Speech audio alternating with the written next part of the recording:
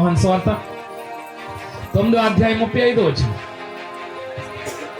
పరిసయ్యులు వాని వెలివేసిన యేసు విని వాని కనుగొని నీవు దేవుని కుమారుడి అని విశ్వాసం ఉంచుచున్నావా అని అడిగాను.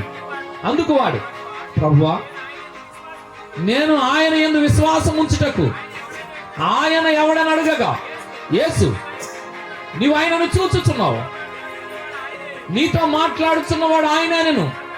అంతటా వాడు, ప్రభువా, నేను విశ్వసించుచున్నానని చెప్పి ఆయనకు, ఇప్పుడు ఇక్కడ ఏమని చెప్పాడు ఆయన? నేనే దేవుణ్ణి అని చెప్పాడు. ఇంకొక బలమైన సాక్ష్యం చూపిస్తాడు, చాలా జాగ్రత్తగా అర్థం చేసుకోండి. ఇప్పటికి సమాజం మొత్తం దేవుడని చెప్పుకుంటున్నాడని చంపడానికి వచ్చారా రాలేదా? వచ్చారా? అదొక సందర్భం. ఇంకొక సందర్భం ఏంటి?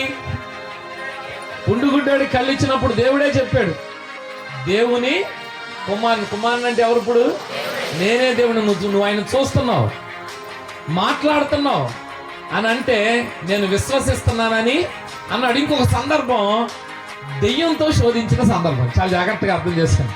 ఇప్పుడు వరకు మనం బోళ్ళు కాదు చదివి ఉంటాం. ఏది సాతానుతో శోధించిన సందర్భం. దెయ్యంతో మాట్లాడిన సందర్భంలో దెయ్యం మాట్లాడింది మీరు అర్థం చేసుకోండి. ఇప్పుడు దేవుడు మాట్లాడింది కూడా మీరు అర్థం చేసుకోండి.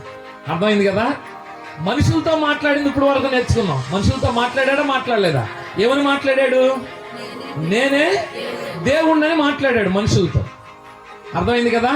అలాగే దెయ్యంతో సంభాషణ మీరు చాలా జాగ్రత్తగా పట్టుకోగలిగితే అర్థం అవుద్ది ఎట్టా సంభాషించాడు.